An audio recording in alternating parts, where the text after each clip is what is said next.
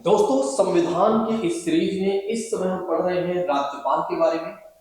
जिन लोगों ने अभी तक पहली वाली क्लास को नहीं देखा हुआ है वे लोग क्या करेंगे, पहली वाली क्लास को जरूर देख लेंगे।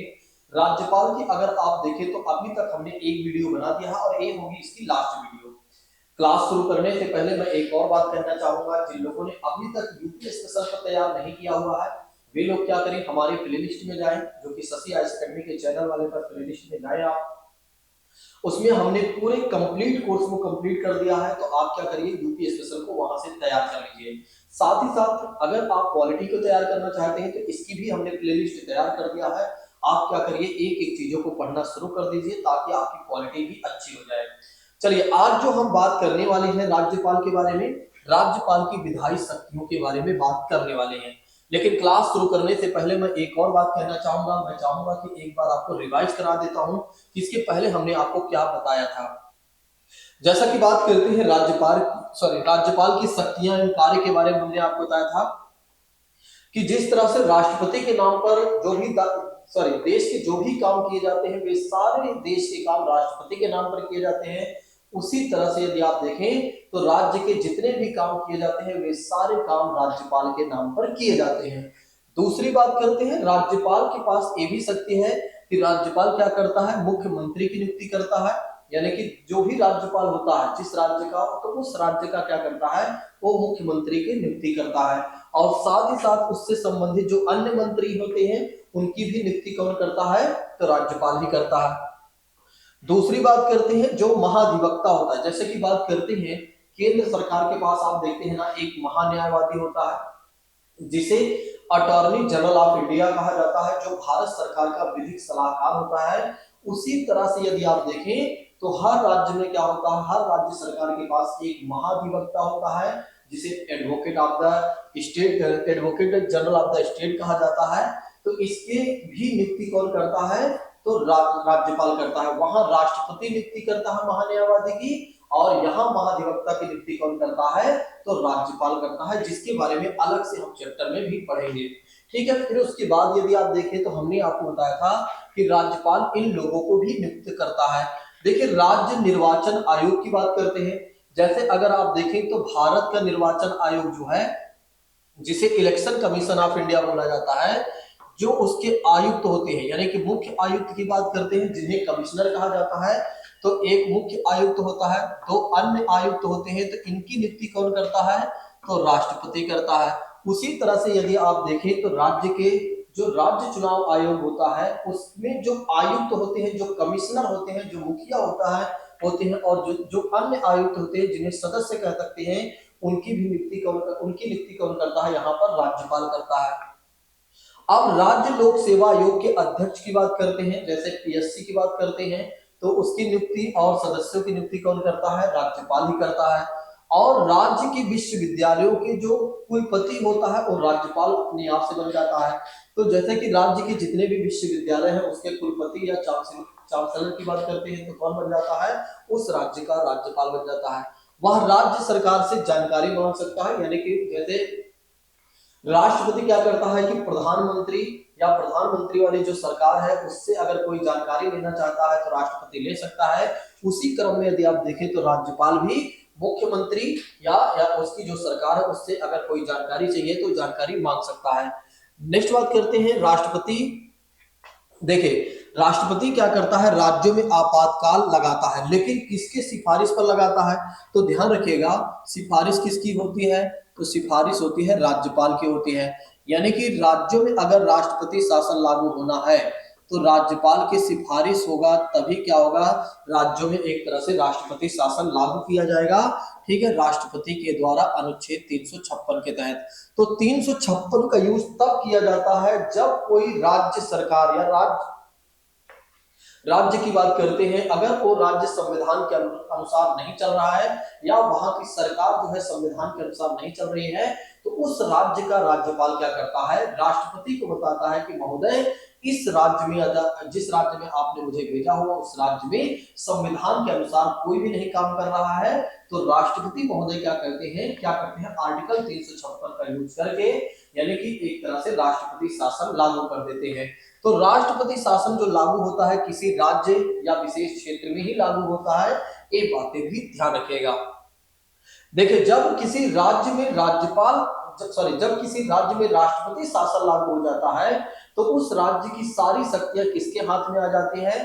तो उस राज्य की सारी शक्तियां राज्यपाल के हाथ में आ जाती हैं। वैसे सारी शक्तियां राष्ट्रपति के हाथ में आ जाती हैं, लेकिन राष्ट्रपति स्वयं ना यूज करके सारी शक्तियां किसे दे देता है? राज्यपाल को दे देता है, क्योंकि राष्ट्रपति ने ही राज्यपाल को अपॉइंट किया हुआ है। इसलिए क्या होता है, राज्यपाल के पास सारी शक्तियां आ जाती हैं और राज्यपाल क्या करता है? अपने अनुसार सारा कार्य करता है। उस समय जो सरकार होती है मुख्यमंत्री वाली, वो सरकार जो होती है शक्ति विहीन हो जाती है, यानी कि उसके पास किसी भी तरह से कोई पावर नहीं होती है। तो ध्यान रखिएगा, अगर किसी राज्य में राष्ट्रपति शासन लागू होता है तो उस राज्य में जो सारी शक्तियां होंगी वो राज्यपाल के हाथ में होंगी, ना कि मुख्यमंत्री के हाथ में होंगी। तो इस मामले में यदि आप देखें तो मुख्यमंत्री जो उसके पास सरकार होती है, मुख्यमंत्री के पास जो मंत्री परिषद होती है यानी कि जो सरकार होती है, वो सरकार शक्ति विहीन होती है, यानी उसके पास किसी भी तरह की कोई शक्ति नहीं होती है। ये बातें भी याद रखिएगा। आज के विषय में जो अब हमारी चर्चाएं होने वाली है वो हम देखने वाले हैं राज्यपाल की विधायी शक्तियों के बारे में। जिस तरह से आप देखते हैं कि राष्ट्रपति क्या करता है, 12 सदस्यों को राज्यसभा में मनोनीत करता है, साहित्य, विज्ञान, कला और समाज सेवा के क्षेत्र में और खेल के क्षेत्र में। उसी तरह से राज्यपाल भी क्या करता है, जो विधान परिषद होती है, जिस तरह से केंद्र संसद में आप देखते हैं राज्यसभा होती है, उसी तरह से विधानमंडल में यदि आप देखें तो विधानसभा और उसके बाद विधान परिषद होती है। तो 6 राज्य हैं जहां पर विधान परिषद है। तो जिन राज्यों में विधान परिषद होती है उनमें 1/6 जो एक तरह से मेंबर होते हैं, उनको कौन अपॉइंट करता है? तो उन्हें अपॉइंट करता है राज्यपाल, अपॉइंट करता है। तो ध्यान रखिएगा, जो राज्यों में विधान परिषद होती है जिसे लेजिस्लेटिव काउंसिल कहा जाता है, दोस्तों, तो अगर आप देखें तो इसमें जो 1/6 मेंबर को राज्यपाल अपॉइंट करता है। किन क्षेत्रों से होने चाहिए वे? एक तो पहली बात करते हैं साहित्य, दूसरी बात करते हैं विज्ञान, तीसरी बात करते हैं कला, फिर चौथी बात करते हैं सहकारी आंदोलन और पांचवी बात करते हैं सामाजिक सेवा। तो ध्यान रखिएगा, राज्यपाल विधान परिषद में 1/6 मेंबर को क्या करता है? मनोनीत करता है। राष्ट्रपति की तरह राज्यसभा में जैसे 12 सदस्य को मनोनीत किया जाता है। नेक्स्ट बात करते हैं, जैसे राष्ट्रपति लोकसभा में 2 सदस्यों को नॉमिनेट करता है जो कि एंग्लो इंडियन से होते हैं, लेकिन उनका प्रतिनिधित्व 2019 में खत्म कर दिया गया है। ठीक है, उसी तरह से अगर आप देखें तो विधानसभा में भी एक एंग्लो इंडियन से एक व्यक्ति को क्या करता है? एक सदस्य को राज्यपाल मनोनीत करता है, लेकिन इनका भी प्रतिनिधित्व समाप्त कर दिया गया है। तो अब एक तरह से अगर आप देखें तो किसी भी राज्य में आंग्ल भारतीय समुदाय के प्रतिनिधित्व नहीं है, इनके प्रतिनिधित्व को समाप्त किया जा चुका है। अगर आपके एग्जाम में ये पूछा जाता है कि आप हमें ये बता दीजिए कि जैसे राष्ट्रपति क्या करता है, लोकसभा में 2 आंग्ल भारतीय समुदाय के सदस्यों को मनोनीत करता था, उसी तरह से क्या राज्यपाल भी विधानसभा में एक आंग्ल भारतीय समुदाय के सदस्य को मनोनीत करता था कि नहीं? तो आप बताइएगा। हाँ, पहले ऐसा होता था, लेकिन वर्तमान समय में ये पद्धति खत्म कर दी गई है, यानी कि उनके प्रतिनिधित्व को समाप्त कर दिया गया है। चलिए नेक्स्ट बात करते हैं, वह सदस्य की अयोग्यता के लिए चुनाव आयोग से क्या कर सकता है? परामर्श कर सकता है राज्यपाल। राज्य विधानमंडल में पेश किए गए किसी विधेयक के संबंध में वो क्या कर सकता है? सहमति दे सकता है। देखिए कहने का मतलब ये है, जिस तरह देखिए जैसे हमारे पास क्या होते हैं, संसद होती है, संसद की बात करते हैं, लोकसभा, राज्यसभा और राष्ट्रपति होते हैं। उसी तरह से अगर आप देखें तो विधानमंडल की बात की जाती है, तो विधानमंडल में जहां पर हर राज्य में तो विधानसभा होती है, लेकिन कुछ राज्यों की बात करते हैं तो विधान परिषद की बात करते हैं। विधान परिषद और राज्यपाल होते हैं। मान लेते हैं कि अगर कोई बिल जो होता है, जिस तरह से लोकसभा और राज्यसभा में पास होने के बाद राष्ट्रपति से पास करवाना जरूरी होता है, उसी तरह से क्या होता है कि अगर कोई विधेयक, कोई बिल यानी कह सकते हैं विधानसभा में पास हुआ, फिर विधान परिषद में पास हुआ, तो राज्यपाल से भी पास करवाना जरूरी होता है। तो राज्यपाल के पास क्या पावर होती है? तो राज्यपाल अगर चाहे तो उसको सहमति दे दे, जैसे राष्ट्रपति क्या होता है कि लोकसभा और राज्यसभा से बिल पास होने के बाद अगर वो सहमति दे देता है तो फिर क्या होता है कि एक्ट बन जाता है, यानी कि कानून बन जाता है। उसी तरह से राज्यपाल की बात करते हैं, जब विधानसभा विधान परिषद से कोई बिल पास हो जाता है तो फिर क्या होता है, अगर राज्यपाल उस पर सिग्नेचर कर देता है तो वो बिल क्या बन जाता है, एक्ट बन जाता है, अधिनियम बन जाता है, यानी कि कानून बन जाता है। देखिए, जब किसी राज्य की विधानमंडल के द्वारा कोई कानून बनाया जाता है तो फिर क्या होता है, वो कानून केवल और केवल उसी राज्य में लागू होता है, ना कि किसी दूसरे राज्य में लागू होता है। अगर संसद कोई कानून बनाती है तो पूरे देश में वो कानून लागू होता है। अगर उस राज्य की किसी राज्य की विधानमंडल ने कभी कानून बनाया तो उस राज्य में लागू होते हैं। जैसे उत्तर प्रदेश की सरकार ने कोई नियम ये बना दिया कि कल से क्या होगा, हर व्यक्ति को सरकारी नौकरी दिया जाएगा, तो वो भी उत्तर प्रदेश के निवासियों को तो कह सकते हैं ये नियम केवल उत्तर प्रदेश में ही लागू रहेगा, ना कि मध्य प्रदेश में लागू होगा। जब मध्य प्रदेश की सरकार ऐसा कुछ करती है तो फिर मध्य प्रदेश के लोगों के लिए वो चीजें होंगी, ये बातें याद रखेगा। अगर वो चाहे तो उसकी सहमति रोक सकता है, कह सकते हैं उस पर सिग्नेचर ना करे, या उसका मन करता है तो बिल को वापस करना चाहे तो बिल को भी वापस कर सकता है। जिस तरह से राष्ट्रपति सारे काम कर सकता है वैसे ही क्या होता है, सॉरी, राज्यपाल भी कर सकता है। चलिए नेक्स्ट बात करते हैं। अगर हम देखें राज्यपाल के पास वित्तीय शक्तियां क्या होती हैं, ठीक है, फाइनेंशियल पावर्स की बात करते हैं तो राज्य विधानमंडल में रखे जाने वाले राज्य के बजट की देखरेख कौन करता है, राज्यपाल, या कह सकते हैं राज्यपाल क्या करता है, राज्य विधानमंडल में बजट को प्रस्तुत करवाता है। देखिए, जिस तरह से राष्ट्रपति क्या करता है, संसद में बजट को प्रस्तुत करवाता है, वैसे ही अगर आप देखें तो राज्यपाल भी क्या करता है, विधानमंडल में बजट को प्रस्तुत करवाता है। ये बातें भी ध्यान रखिएगा। देखिए, एक और बातें मैं आपको बता देता हूं। देखिए, जिस तरह से अगर आप देखें तो राष्ट्रपति क्या कर सकता है, अध्यादेश जारी कर सकता है, या अध्यादेश जारी करता है आर्टिकल 123 के तहत। ध्यान रखिएगा, जो राज्यपाल अध्यादेश जारी करता है वो किस आर्टिकल के तहत करता है, तो अनुच्छेद 123 के तहत करता है। कब ऐसा करता है, जब संसद सत्र में ना हो। संसद का मतलब क्या हो जाता है, लोकसभा और राज्यसभा की बात करते हैं। जब लोकसभा राज्यसभा ना चल रही हो, या दोनों न चल रही हो, या दोनों में से कोई एक न चल रही हो, और सरकार को जब कानून की जरूरत होती है तो राष्ट्रपति क्या करते हैं, सीधे ही अध्यादेश जारी करके क्या करते हैं, उस कानून को ला देते हैं जिस तरह के कानून की जरूरत होती है। उसी तरह से यदि आप देखें तो जब विधानसभा न चल रही होती है, या जिस राज्य में विधान परिषद नहीं होती है, तो वहां पर यदि विधानसभा या विधान परिषद नहीं चल रही होती है, दोनों में से कोई एक नहीं चल रही होती है, तब फिर क्या होता है, सरकार को अगर कानून की जरूरत पड़ती है तो राज्यपाल क्या करते हैं, आर्टिकल 213 के तहत क्या होता है, अध्यादेश जारी करते हैं। यानी कि अध्यादेश के थ्रू क्या होता है, कानून को लाया जाता है। एक बात याद रखिएगा। देखिए, 123 तो राष्ट्रपति, 213 कुल मिलाकर दो को इधर कर दीजिए, तो ध्यान रखिएगा दो को इधर कर देते हैं तो 213 हो जाता है, तो राज्यपाल के लिए हो जाता है। ठीक है, तो राष्ट्रपति अध्यादेश किस आर्टिकल के थ्रू जारी करेगा, 123 के तहत। राज्यपाल किस आर्टिकल के थ्रू जारी करेगा, तो 213 के तहत। ये बातें याद रखिएगा, भूलिएगा नहीं। दोस्तों, जैसा कि बात करते हैं, हमने राज्यपाल के बारे में जितनी भी बातें थी वो सारी बातें बता दिया। एक और बात मैं बता देता हूं, छोटी सी बात है। देखिए, जैसे राष्ट्रपति जो होता है, एक बातें और बता देता हूं, लास्ट बातें, बहुत सारे लोग भूल जाते हैं। जैसे क्या होता है, राष्ट्रपति किसी के भी सजा को हमेशा के लिए माफ कर सकता है, सदा के लिए, यानी कि कह सकते हैं पूरी तरीके से माफ कर सकता है। लेकिन जो राज्यपाल होता है, किसी के भी सजा को सदा के लिए माफ नहीं कर सकता है, यानी कि उसकी सजा को रोक सकता है, या सजा को परिवर्तित कर सकता है, या कुछ समय के लिए विलंब करवा सकता है, बस। तो ध्यान रखिएगा, जिस तरह से राष्ट्रपति क्या कर सकता है, जिस तरह से राष्ट्रपति क्या करता है, किसी के भी सजा को, अर्थात किसी को फांसी की सजा हुई है तो उसकी फांसी की सजा को हमेशा के लिए माफ कर सकता है राष्ट्रपति। लेकिन राज्यपाल क्या ऐसा कर सकता है क्या, नहीं। राज्यपाल किसी के भी फांसी की सजा को नहीं एक तरह से माफ कर सकता है, लेकिन अगर रोकना चाहे तो रोक सकता है, या उसे परिवर्तित करना चाहे तो चेंज कर सकता है। बाकी एक तरह से हमेशा के लिए माफ नहीं कर सकता है। एक बातें जरूर ध्यान रखिएगा, भूलिएगा नहीं, क्योंकि बहुत सारे छात्र कई बार सोचते हैं कि राज्यपाल और राष्ट्रपति में कुछ अंतर नहीं है। तो अंतर आप ये देख लीजिएगा। वैसे तो राष्ट्रपति ही राज्यपाल को अपॉइंट करता है, पहला अंतर तो यही है। दूसरा अंतर ये याद कर लीजिएगा कि राष्ट्रपति किसी के भी फांसी की सजा को माफ कर सकता है, लेकिन राज्यपाल ऐसा नहीं कर सकता है।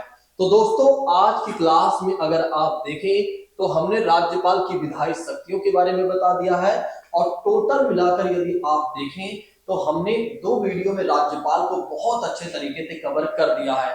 अगली क्लास में हम बात करने वाले हैं भारत के सर्वोच्च न्यायालय के बारे में, यानी कि सुप्रीम कोर्ट ऑफ इंडिया के बारे में बात करने वाले हैं।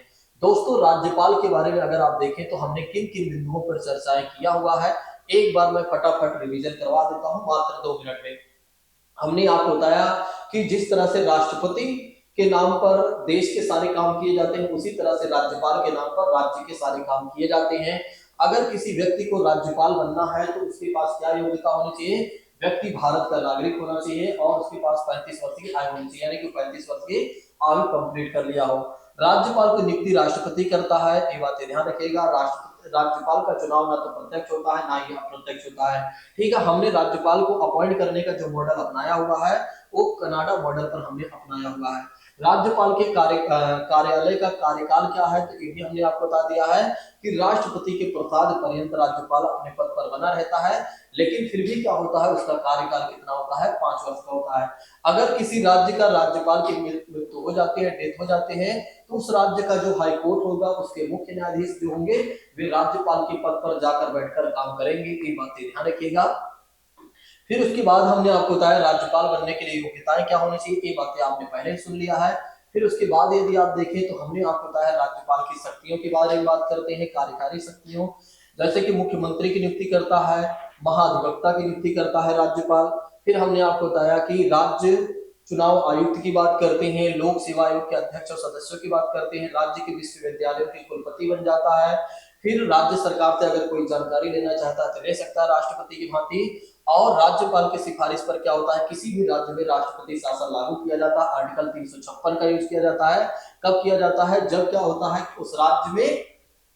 उस राज्य की सरकार जो होती है संविधान के अनुरूप काम नहीं कर रही होती, तब ऐसा राष्ट्रपति करते हैं, 356 का यूज करते हैं। जब 356 का यूज करके राष्ट्रपति क्या करते हैं, उस राज्य में राष्ट्रपति शासन लागू कर देते हैं, तब फिर क्या होता है कि राज्यपाल के हाथ में सारी पावर उस राज्य की आ जाती है, और जो मुख्यमंत्री होता है और उसके साथ उसकी जो सरकार होती है पूरी तरीके से शक्ति विहीन हो जाती है। ठीक है, ये बातें भी हमने आपको बता दिया है। साथ ही साथ अगर आप देखें तो जिस तरह से राष्ट्रपति क्या करता है कि लोकसभा में 2 सदस्यों को मनोनीत करता था, आंग्ल भारतीय समुदाय की बात करते हैं, वैसे ही राज्यपाल भी विधानसभा में एक आंग्ल भारतीय समुदाय के सदस्य को अपॉइंट करता था, लेकिन अब ये प्रावधान खत्म कर दिया गया है, तो अब ऐसा नहीं होता है। ठीक है, फिर उसके बाद बात करते हैं, अगर कोई बिल जो होता है विधानसभा या विधान परिषद से पास हो जाती है तो राज्यपाल के पास भेजा जाता है, तो राज्यपाल क्या कर सकता है, एक सारे निर्णय ले सकता है। कुछ ऐसे भी विधेयक होते हैं जिसको क्या होता है कि राज्यपाल राष्ट्रपति के लिए भी सुरक्षित रखता है, तो इतना डीप पढ़ने की जरूरत नहीं है, इसलिए मैं वो चीजें नहीं बता रहा हूं, नहीं तो मैं सारी बातें आपको बता देता। जैसा कि बात करते हैं, अभी हमने लास्ट में देखा राज्यपाल की वित्तीय शक्तियों के बारे में कि बजट की बात करते हैं, तो बजट को कौन रखवाता है? राज्यपाल रखवाता है। जिस तरह से राष्ट्रपति संसद में बजट को रखवाता है, वैसे ही राज्यपाल भी क्या करता है कि राज्य का जो विधानमंडल होती है उसमें बजट को प्रस्तुत करवाता है। जिस तरह राष्ट्रपति क्या करता है, आर्टिकल 123 के तहत अगर आप देखें तो अध्यादेश जारी कर सकता है, उसी तरह से राज्यपाल भी आर्टिकल 213 के तहत क्या होता है कि अध्यादेश जारी कर सकता है। फिर हमने आपको बताया राष्ट्रपति और राज्यपाल में मुख्य अंतर अगर आप देखें तो राष्ट्रपति क्या करता है, राष्ट्रपति की बात करते हैं तो राष्ट्रपति क्या करता है कि एक तरह से किसी के भी सजा को माफ कर सकता है, हमेशा के लिए फांसी की बात करते हैं, लेकिन राज्यपाल ऐसा नहीं कर सकता है, राज्यपाल केवल रोक लगा सकता है। दोस्तों, अगर आप देखें तो 2 वीडियो में हमने बहुत अच्छे तरीके से राज्यपाल को कंप्लीट कर दिया। अगर आप चाहते हैं कि आपकी तैयारी बेहतर हो जाए और आपकी सफलता सुनिश्चित हो जाए, आप चाहते हैं कि इसी साल यूपी पुलिस या अन्य एग्जामों में आप क्वालिफाई हो, तो आप क्या करिए, हमारे द्वारा जितनी भी वीडियो शेयर की जा रही है, वे सारी वीडियोज को अच्छे तरीके से देखते चलिए। और साथ ही साथ अगर आप चाहते हैं कि यूपी स्पेशल भी आपका तैयार हो जाए, तो आप जाइए हमारे प्लेलिस्ट में, उसको भी आप तैयार करते चलिए। क्वालिटी की भी हमने प्लेलिस्ट तैयार कर दिया है। बहुत जल्द मैं आपके साथ हिस्ट्री को लेकर आने वाला हूं, लेकिन आप लगातार मेहनत करते रहिए ताकि हिस्ट्री भी आपको बहुत अच्छे तरीके से टाइम पर मिल जाए। चलिए आज की बात को हम यहीं पर स्थगित करते हैं, मिलते हैं कल यानी कि नेक्स्ट क्लास में। हम बात करने वाले हैं अगली क्लास में भारत के सर्वोच्च न्यायालय के बारे में। अगर आप लोगों को क्लास बेहतर लगी हो तो आप लोग क्या करिएगा, लाइक शेयर सब्सक्राइब जरूर करिएगा। Thank you so much. जय हिंद दोस्तों, टेक केयर ऑफ यू।